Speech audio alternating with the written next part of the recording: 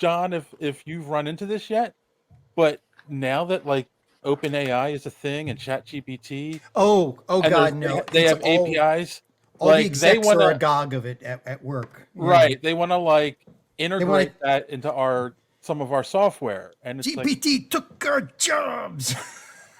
and I'm like, why? Like, what's it gonna do? Well, especially because ChatGPT isn't really AI; it's a predictive text model. Yeah, But but like, people are using it to write their term exact. papers Oh and yeah, yeah.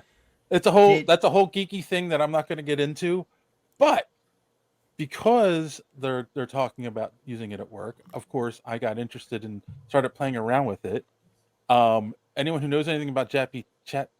GPT is they put like all the information from the internet into it up to like a certain point, and it's a learning library. So you talk to it and ask questions, and it like remembers stuff and builds like this giant library.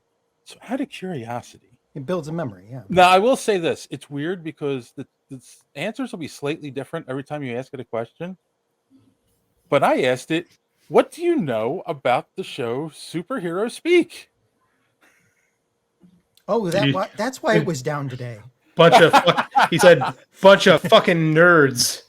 And yes, that's what did we get? What did it say? Now it's funny because like I just put it in now and it gave an almost completely different answer than it gave the last time. What interested me was the one time it was saying the three hosts, Dave, John the Machine. Sexy. I don't I know why swear to that came God, up. That's awesome. I don't know what that was about. And then it said, I know what that is.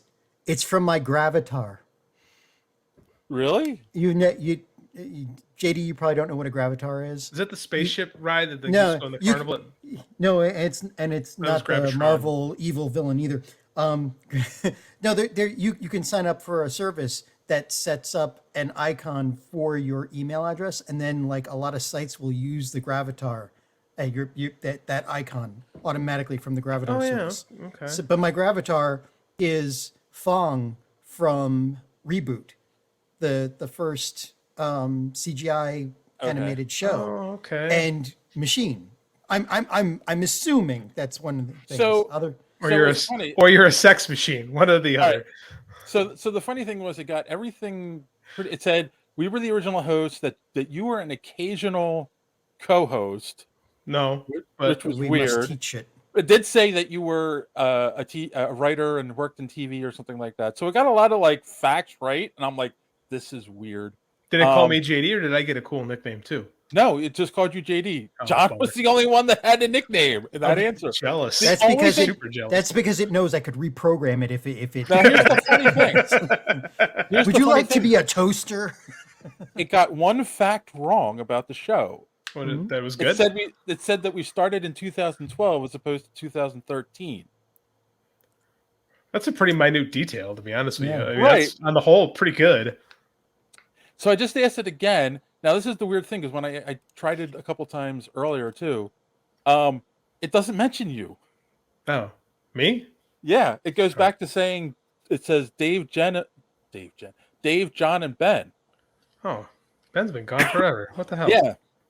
They've been producing episodes since 2012 and have covered a wide range of topics related to superheroes, blah, blah, blah. The podcast has a casual and conversational style, with the hosts sharing their opinions and thoughts on various topics related to the world of superheroes. The podcast also has a strong online community with fans of the show and interacting with the hosts on social media and through email. Superhero Speak has been featured on several websites and has received positive reviews from many listeners. That was bullshit, man. We do interact with our fans. Like, it's funny. Like, it's weird. Like, But it gets a lot of stuff wrong, and all these executives where I work and where everybody works, like I'm not. There's no company secrets here, because there's not a company that isn't talking about it internally. Is all like, ooh, could we use this to write code? And like, and I'm sure a lot of news outlets are like, hey, we could have Chat GPT write a couple of articles. They already have algorithms that write articles for them, but this would probably actually be a little bit not above that. But well, hold on. It's getting it could be ridiculous. like what's the website that just went down? BuzzFeed? Twitter. BuzzFeed. Because BuzzFeed announced Yeah, Man, BuzzFeed. at the end of last year they were going to have Chat GPT write their articles going forward, and now they've shut down their news division. Good. Yeah. What does that tell you, people? Good. Well, the state of news in the United States is not really good right now. And, It really is not. Like, they were trying. I mean, at least they tried something, but that's not. Yeah, how they we can go they forward tried with to news. It's like, they tried to write news without using people. right. Yeah. Yes. Yeah. So Although that day might be coming where it's effective. You know, wait, I actually tried Chat GPT too. I've been trolling it by asking it where Sarah Connor is. So you know, and as a programmer, kind of interested, I started asking it, how would you improve your own code?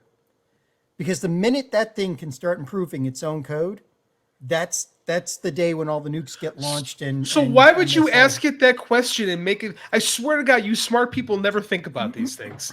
okay, wait, hold on. Like, I mean, told you start the way the world questioning is going to itself. work, the way the world is going to end. The very last thing a human being is going to say is, "Oh, it worked." Exactly, and then we're all fucked. Okay, ready for this? No, Now I just asked it, what can you tell me about the host of Superhero Speak podcast? It gave basically the same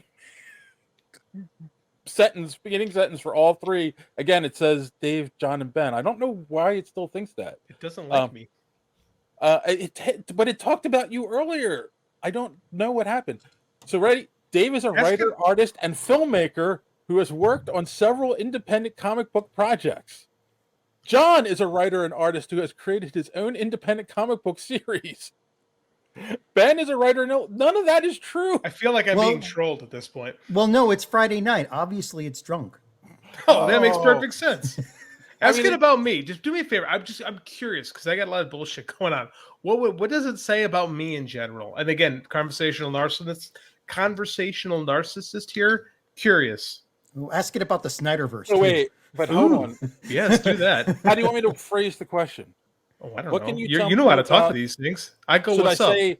Should I say the host of Superhero Speak, JD Oliva? Oh, or see should what I comes say up. the Just say author? me. Just Yeah. say me. Yeah, but you just see what comes out. See what it says. I'm just curious. Like, because I do a lot of weird shit, so I want to see what comes up.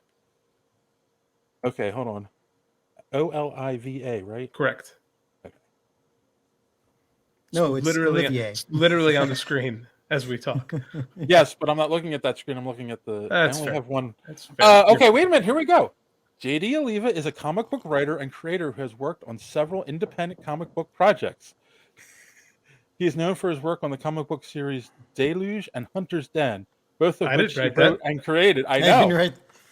I didn't write the second. I've never even heard of that second one. You have to use.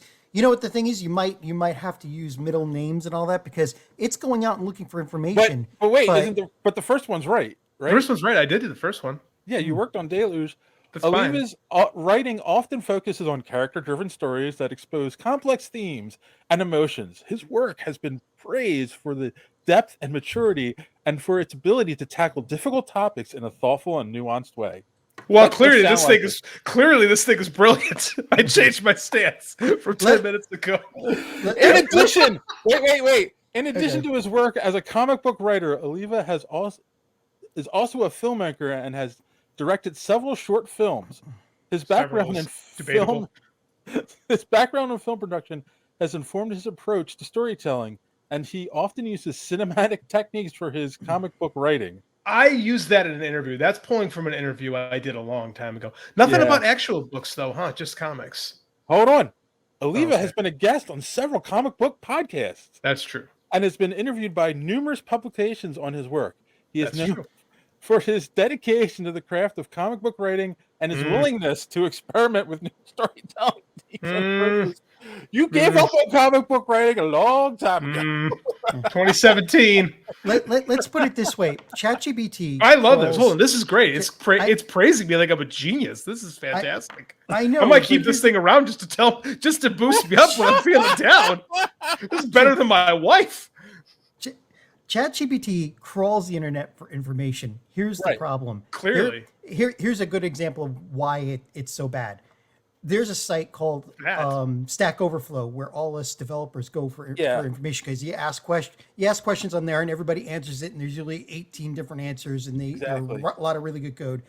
But like there have been instances where internally we've been trying out Chat GPT. It's like, oh, can you fix this code? And it will suggest pieces of code. We can find them on Stack Overflow, which means that it's been looking there. The problem is it'll take pieces of code and like, yeah, here's the answer to your question. But you go to Stack Overflow, you look at that piece of code, and under the answer it says, never do this. Like, Right. It And the other does thing not. is, the other thing with Yeah. Stack Overflow is like you might get 10 people that answer, but everyone, like a lot of people will vote, and the top answer is usually the most correct answer.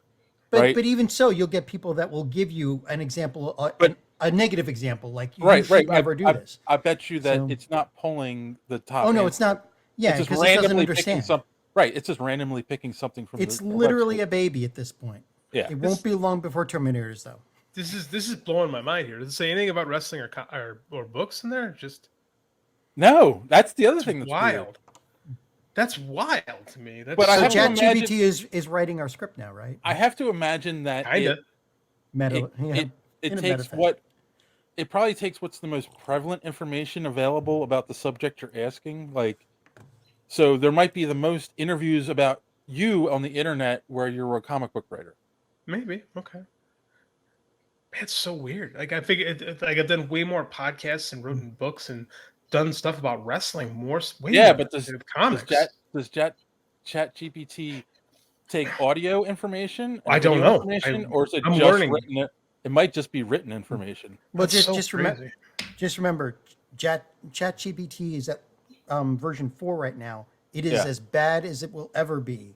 It's always getting no. It's That's always scary. going to get better. Well, the thing is, like, it's always getting better. It's made this leaps and bounds in like less than a decade. So, but what's interesting is I've seen a lot of videos of people who are hacking Chat GPT because in this, not in like they're going in and breaking the code, like it's a verbal interface basically. Right. So How do you get to this thing? just search Chat GPT and it's OpenAI is the I see. website. OpenAI.com. This is wild, man. So hold Oh, on. it is. So like you'll ask it certain things and it'll go like, Do I have to My- pay for this?